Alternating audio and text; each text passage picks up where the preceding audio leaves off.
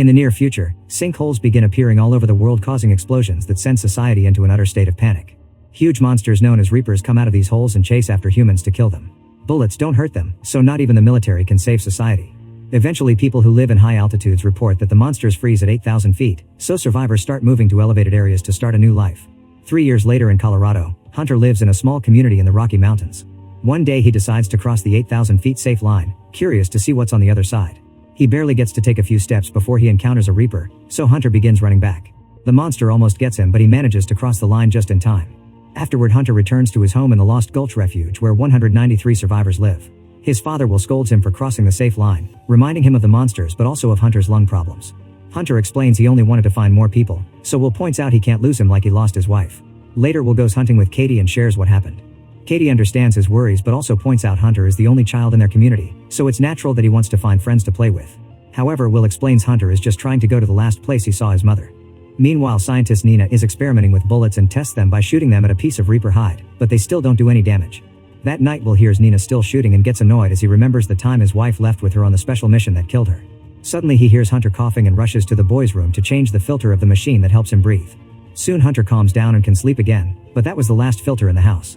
Will stares at some maps, wondering how hard it would be to cross the line to go looking for more filters. On Hunter's birthday, Will manages to get the community's last box of mac and cheese to give his son a treat. While they cook, Hunter wonders why they don't use the radio anymore.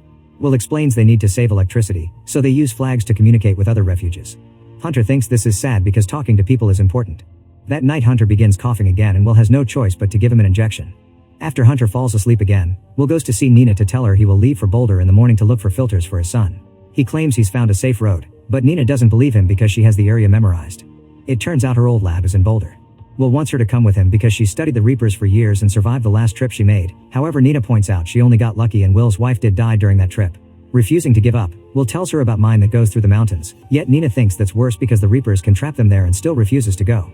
After Will leaves, Nina works on modifying a compass, but she can't stop thinking about the death of Will's wife, which leaves her in tears.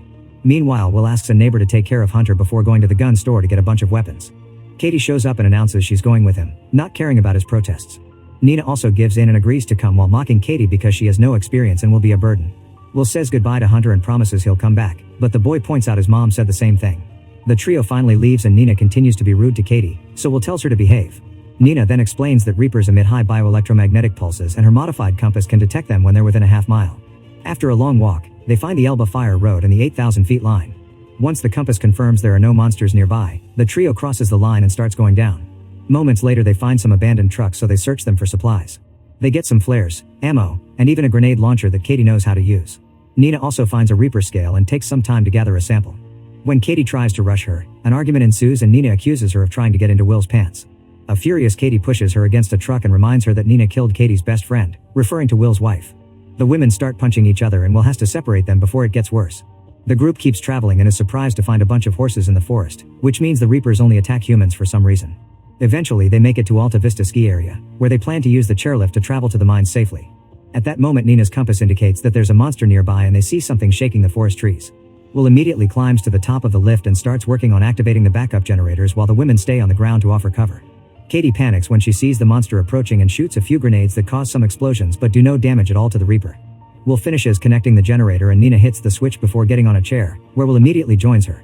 They open fire at the Reaper as it gets closer while Katie begins climbing the tower to reach the chairs too. The monster jumps on the cables and makes the chairs shake, but the duo manages to hold on. Katie waits for the right moment to jump but unfortunately misses the chair, so Will has to catch her midair. Nina runs out of bullets right before the monster makes the cables shake again, causing all three of them to fall to the ground. They immediately start running and manage to cross the line into the 8,000 feet area right before the monster can catch them. Since it's getting dark, the trio decides to stay in the ski resort for the night. While they share a drink, Nina points out that when the Reapers appeared, they killed 95% of the world's population without stopping to eat or sleep. Predators kill to eat, but the Reapers kill humans for fun and don't attack other animals. This makes her wonder if they were sent specifically to get rid of humanity. After the women fall asleep, Will remembers again the last talk he had with his wife, who really trusted Nina's skills to find a way to kill the Reapers. The next day the group finally makes it to the mine where Will used to work. He explains that both ends of the tunnel are above 8,000 feet but the lower levels do go below the safety line, which isn't received well.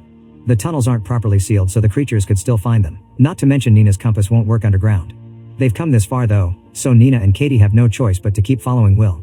Wearing construction helmets for light, the trio enters the tunnels and spends a few hours walking in silence. Unfortunately, they're forced to stop when they discover the main tunnel has been closed because of a cave-in. Will announces they'll have to go down level 7, which means they'll walk under the line for 1,000 yards. After getting startled by some bats, the trio takes the stairs and enters the new tunnel, walking as fast as possible to avoid trouble. Suddenly they hear a noise and cover the lights on their helmets, but it's too late. There's a Reaper in the tunnel and it's already seen them. The group immediately starts running while Katie shoots the occasional grenade, hoping to slow the monster down. Abandoned machinery also keeps the Reaper back and Will opens fire, but it's pointless. When they find a hole in the wall, the trio runs inside and Will shoots at the rocks to make enough room for the three of them to hide. The Reaper inserts its glowing tail inside the hole, so Will throws a flare to distract it. The light reveals a way out in the opposite wall, so they push away a few rocks to crawl through it to escape. Will moves last and has to dodge the Reaper's tail before following his friends. After crawling for a few minutes, Katie comes out into another tunnel, only to be found by a Reaper that immediately stabs her with its tail. Will tries reaching for her, but he isn't fast enough and has to watch how the monster takes her away. At that moment, Nina finds a ladder, so she and Will immediately climb up while hearing a Reaper behind them. Thankfully, they find the door and run out of the mine, reaching a safe altitude just in time. Nina and Will continue their journey, not stopping for anything except petting a goat. When it gets dark, they find an abandoned house and break in to spend the night. There are some mac and cheese boxes and they have them for dinner, while Will shares that it's Hunter's favorite food. He asks Nina what's in the old lab, so she explains she may find a chemical that may finally help the bullets damage the monsters.